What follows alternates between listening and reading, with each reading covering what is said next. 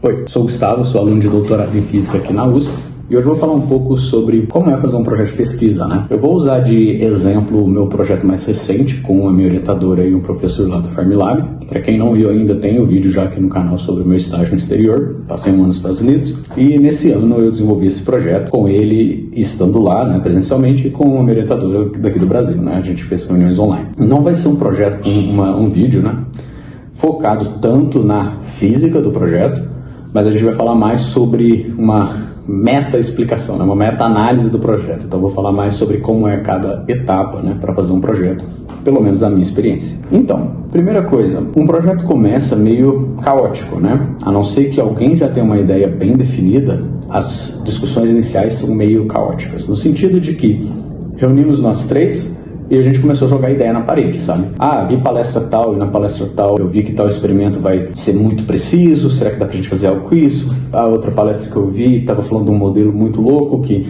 consegue prever algumas coisas, será que a gente consegue testar isso? Será que a gente consegue fazer um teste com os experimentos aqui do Fermilab? E fomos jogando ideia, até que a gente convergiu para uma coisa, né? A gente na física de partículas, né, tem uma listagem, tem um site que chama Particle Data Group, eu vou tentar deixar o print aqui em algum lugar, que você pode ver todas as propriedades que a gente sabe das diferentes partículas que a gente conhece. Então é como se fosse uma enciclopédia. Por exemplo, uma partícula, né? Como que a gente faz essas análises? Primeiro é o seguinte, a gente tem todas as propriedades que a gente sabe de uma partícula. E isso é baseado na melhor descrição que a gente tem da natureza, que hoje em dia a gente chama de modelo padrão. Mas o que acontece? Há possibilidade, obviamente, a gente sabe que a melhor teoria que a gente tem da natureza até agora tem que ser estendida, dessas partículas têm um comportamento não esperado. Então, o que a gente vai precisar para esse projeto? Existem partículas que a gente chama de partículas instáveis. São partículas que, se você coloca elas aqui, espera um tempo, eventualmente elas vão se tornar outras partículas. Isso é o que a gente chama de decaimento. E essas partículas, a taxa, né, que elas decaem em diferentes estados finais, ou seja, por exemplo, uma partícula está parada aqui, ela vai virar a partícula A e B. Depois, outra hora, se você bota ela de novo, ela pode virar A e C. Aí se você repete isso várias vezes, você vai ter uma estatística, né?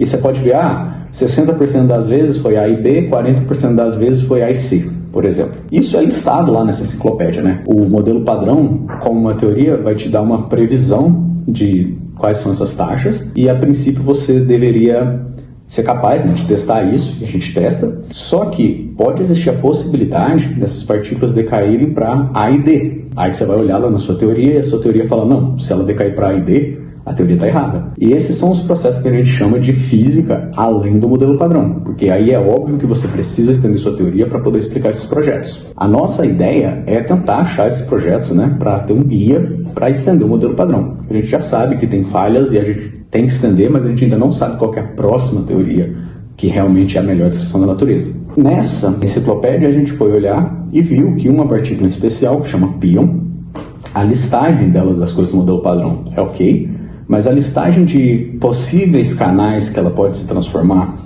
que vão além do modelo padrão, os limites que são cotados lá, e o que são limites, né? Limites são, por exemplo, um experimento tenta fazer esses testes e ele não vê nada, mas o experimento por si só tem suas limitações. O que isso quer dizer? O experimento não é perfeito, eventualmente ele não vai conseguir te falar se o que ele está vendo é realmente o decaimento estranho que você está olhando ou alguma coisa que eles não conseguem suprimir ou conseguem ainda entender bem. Então você não sabe se é a física ali no modelo padrão ou só um problema no experimento. E isso te dá, então, assim, o experimento fala, olha, eu não vi nada além do esperado, eu só posso te dizer que isso não acontece se for maior do que tal valor. Então, por exemplo, eu vi que 99% está decaindo certo, mas o último 1% eu não consigo te falar se é errado ou se é só o meu limite experimental. E aí, então, é um limite máximo que, se passasse de 1%, o experimento veria, mas até 1% ele não consegue ver. Então o experimento vai falar, tem que ser menor que 1%. Isso é um limite. Então, se você for olhar essa lista, você tem que esses canais errados do experimento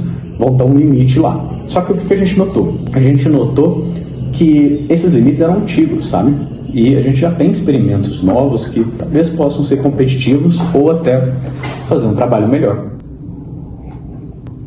E aí a gente começou a explorar a capacidade, então, né, de experimentos recentes em fazer essas buscas e talvez prover, né, um limite melhor do que esses limites antigos. Essa foi a primeira parte do projeto, né? Então agora a gente tem uma ideia, que é, será que experimentos recentes podem fazer melhor do que esses limites antigos? E uma direção. Então, qual que é o segundo passo? O segundo passo é procurar o candidato ideal. Para isso, a gente já tinha uma ideia, né? Como eu estava no Fermilab, tem um experimento no Fermilab que chama Short Baseline Near Detector. O experimento funciona da seguinte forma, né? Um próton vai ser acelerado e vai atingir um alvo, que é um material, e nessa colisão vai produzir um monte de partículas. Essas partículas vão ter várias que elas decaem, elas são instáveis e vão decair em canais, ou seja, estados finais que envolvem neutrinos, e vai te gerar um fluxo de neutrinos que você vai então começar a medir esses neutrinos e estudar as propriedades deles. E o que acontece? Esse experimento que fica bem próximo ao alvo, ele vai receber muitos neutrinos, porque ele está próximo ali do alvo. E ele vai servir para realmente fixar,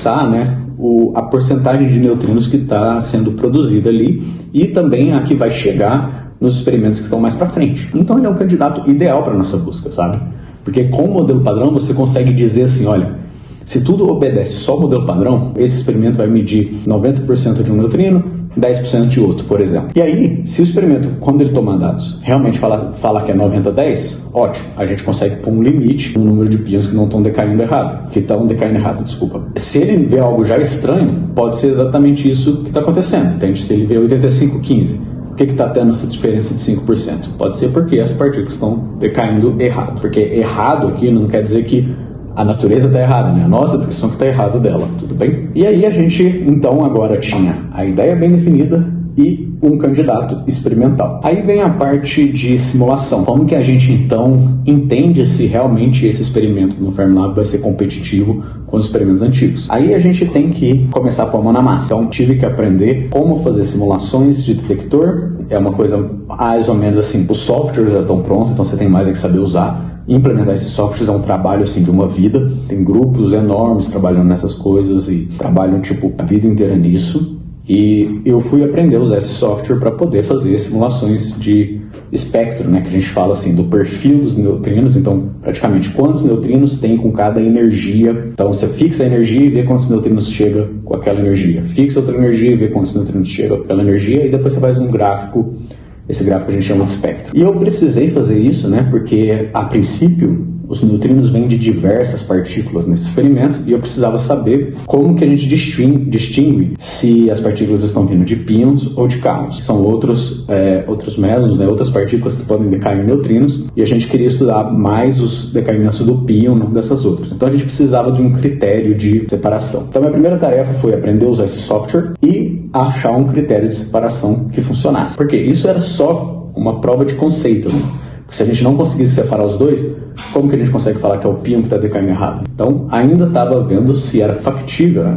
se dava para pôr essa ideia em ação. Felizmente, a gente achou um critério e conseguimos fazer essa separação inicial. E aí depois, o resto do trabalho era praticamente, então, agora que a gente fez a simulação e achou um critério, a gente pode usar, então, os dados da colaboração, que eram públicos, para fazer a nossa análise. Então, a gente pegou os números de eventos, ou seja, a quantidade de neutrinos que vão acertar o seu detector e vão ser medidos. E isso é previsto pela colaboração, né? Porque eles têm simulações melhores ainda. A que eu fiz, é lógico, não chega nem aos pés da deles, espera-se, mas com certeza eles têm simulações muito melhores. E aí a gente pegou esses números totais de eventos que eles vão medir e começou a brincar, né, com variar isso para ver o que a gente chama de sensitividade do experimento. Ou seja, quão sensível ele é para ver essas coisas estranhas que podem estar acontecendo. Então, quanto melhor a sensitividade do experimento, mais preciso ele é para aquelas buscas. E para fazer esses testes, a gente começou a brincar com os números de eventos, e aí eu tive que, então, aprender um pouco mais de estatística para fazer alguns testes, para ver realmente o que é sensitividade. Nessa época eu aprendi algumas coisas também de detalhes do experimento, né? Porque o experimento tem uma capacidade a mais, que é um conceito que a colaboração está propondo, de fazer algumas medidas diferentes. O experimento chama Short Baseline Near Detector, que a gente chama de SBND, e ele tem esse conceito que chama PRISM, que é a capacidade do experimento pegar ele inteiro e se dividir em 8 camadas, e cada camada vira um experimento por si só, e é um conceito bem legal, dá para estudar várias situações de nova física ali. Então eu tive que aprender isso, tive que aprender uma parte de estatística melhor e fazer a análise, né? Então, com os dados da colaboração, eu praticamente comecei a brincar, né, de, se o meu pion estiver decaindo errado, aí eu trocava um parâmetro e isso me dava um número de eventos diferente, aí eu fazia o teste estatístico e via qual era o limite que o experimento ia pôr para essa porcentagem de decaimento errado. que é praticamente a análise que a gente fez. Fiquei brincando com isso até eu ter um resultado, né, mais robusto. Aí eu mostrei para eles, a gente foi discutindo semanalmente, fomos convergindo e vimos que, na verdade, quando esse experimento fizer a análise, eles vão conseguir botar limites que são os melhores no mundo. Então a gente mostrou que esse experimento é capaz de fazer um update daquela lista lá e colocar uma, que a gente chama de constraint, né, um limite nessas capacidades do pion de cair errado, melhor do que os que tem na literatura. Essa foi a parte de mão na massa, em termos de fazer a física acontecer. Parte burocrática, né? A gente tem reuniões semanais, então toda semana a gente fala, eu comunico o progresso e os professores vão me dando feedback e me guiando, né? E eu também vou tendo as minhas ideias e falando o que eu fiz, falando o que eu estou propondo e tal. Então, assim, essa parte do projeto evolui semanalmente. Normalmente a gente tem uma reunião por semana e a gente vai nesse caminho construindo o conhecimento. Eu gosto de trabalhar da seguinte forma, né? Eu gosto de fazer minha parte e anotar, né? Criar notas explicando o que eu fiz, porque essas notas já servem como um esqueleto para quando a gente for escrever o artigo. E eu acho que fica mais organizado para eu lembrar mesmo, porque, por exemplo, o que eu aprendi nesse projeto do Pion, o meu objetivo agora é que no próximo projeto eu consiga reutilizar as ferramentas que eu aprendi, sabe? Não aprender algo só para ficar ali.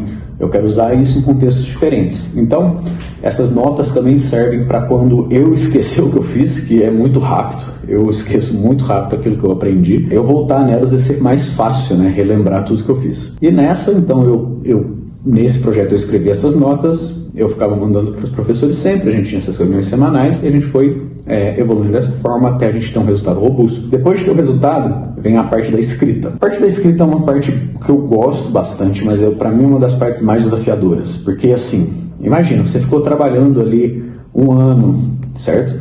E o que é a ideia? A ideia não é que você num projeto, num trabalho, jogue todas as informações que você fez. Você quer comunicar aquilo de forma que o leitor entenda o valor daquele trabalho e que seja útil para a comunidade. A ideia não é adicionar mais ruído na comunidade, é adicionar algo que realmente se mostre útil e sirva para as outras pessoas. Então, essa parte de escrever é uma parte bem importante, né? Porque você pode fazer o melhor trabalho do mundo e morrer na escrita, sabe? Você faz um trabalho que é impossível de entender, que não está claro nada a importância dele. Então, assim, você trabalhou um ano e a não ser que assim, você seja tão brilhante que as pessoas vão ler de todo jeito, mesmo quando você escreve muito mal, caso você não seja essa pessoa, as pessoas vão só ignorar o seu trabalho. Eu tenho muito pouco artigo ainda, né? Estou no meu doutorado e eu estou aprendendo nessa parte de escrita, que é uma parte que eu acho muito legal, porque eu sinto que eu aprendo muito escrevendo. Da mesma forma que eu tenho que pensar aqui formas de construir o raciocínio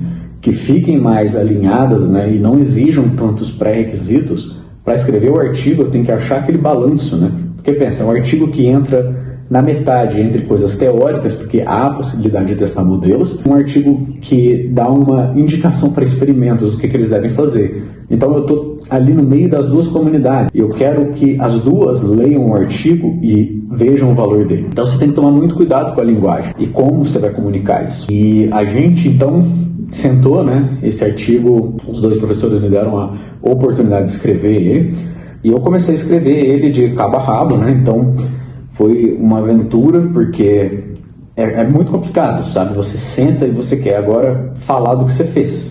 É muito fácil se perder em detalhe que é importante para você, mas não é importante para todo mundo. Então, por exemplo, teve uma coisa que eu tive dificuldade no software. Isso é eu, sabe? Eu tive, mas eu não preciso comunicar aquilo no artigo, porque não é importante nenhum para detalhe daquilo. Uma pessoa que já era experiente naquele software vai fazer isso sem ter esse problema. Então, separar aquilo que é crucial sem perder passos daquilo que é só ruído, para mim é uma arte. E depois fazer aquilo que é essencial ser comunicado de maneira clara é uma arte ao quadrado, sabe? E aí, assim, eu comecei a escrever, fui tentando, consegui fazer algum progresso e enviei para eles a primeira versão, aí eles corrigiram, aí quando eles corrigem fica óbvio, assim, sabe? Quando, putz, essa parte aqui, nossa, realmente estava confusa, dava para eu ter feito melhor e tal, e volta, e aí eu leio de novo e aprendo com isso e fica esse processo iterativo até a gente convergir também para uma versão final. Convergindo para uma versão final de texto, aí a gente tá firme para ir. E como funciona, né, essa parte de publicação de artigos, pelo menos na minha área, né? Existe uma plataforma que chama Archive, E nessa plataforma, os artigos são disponibilizados totalmente de forma gratuita, todo mundo consegue acessar. E é uma prática boa, né? Que você coloque primeiro no archive e depois submeta para a revista, que pode ser fechada. No caso, a gente sempre tenta publicar em revistas que têm acesso aberto, né? Para que todo mundo tenha acesso ao que você produziu.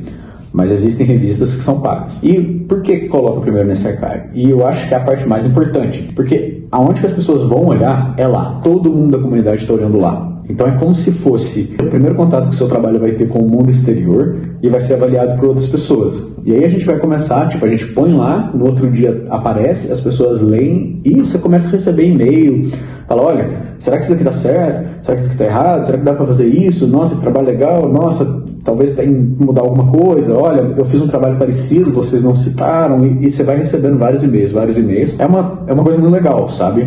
Porque a revista vai fazer o trabalho de revisão do seu artigo, né? Vai passar por pessoas lendo ele e vendo se ele tem valor, mas essa revisão da própria comunidade já é até mais forte, sabe? Porque ali são as pessoas realmente que estão trabalhando naquelas coisas, dando feedback ao vivo, né? O da revista vai ser alguém selecionado pela revista, que também vai ser expert na área e tal, mas a gente já recebeu, por exemplo, feedback das pessoas antes, que era até mais relevante do que os que vieram depois. Esse é o processo, praticamente, né? Eu acho que, assim, esse trabalho em especial, por conta do meu mestrado e do que eu tinha feito no doutorado até ali, eu já tinha uma ideia boa do que era para fazer, das ferramentas, e já tinha maturidade para lidar com elas de forma bem mais tranquila. Mas, assim, é muito comum você, no início do projeto, principalmente, estar completamente perdido, sabe? Você não tem muita ideia de para onde ir, qual que é a pergunta mais importante, e isso é parte da construção do conhecimento de pesquisa.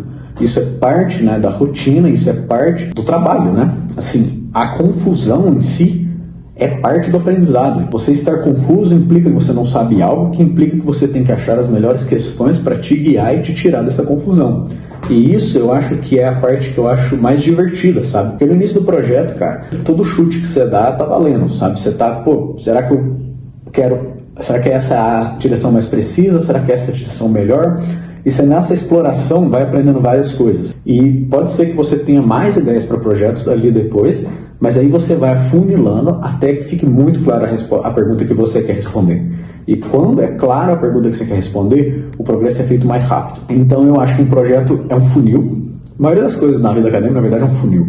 Você começa daquele negócio gigantesco, aquela gama de coisas para aprender, e vai convergindo para uma pergunta única, e eventualmente você vai afunilando nisso e fica nessa linha até concluir o trabalho. E é isso, eu acho, praticamente. Não sei se tem mais algum comentário relevante aqui, mas deixa aí nos comentários se você tiver alguma dúvida, eu posso tentar responder em outro vídeo. E eu posso trazer conteúdo agora pensando também na parte técnica do trabalho, tentar explicar um pouco melhor a física, entrando em alguns termos mais técnicos. E vou tentar trazer outros trabalhos aqui também que eu fiz, que eu acho que são legais, eles têm uma capacidade de serem comunicados com mais eficiência para outras pessoas que não são da física necessariamente. Mas se você gostou, me avisa aí embaixo, deixa um like. Não esquece de se inscrever aqui, tá? Que ajuda a gente, que esses vídeos agora têm dado cada vez mais trabalho. E é isso, muito obrigado e a gente se vê no próximo.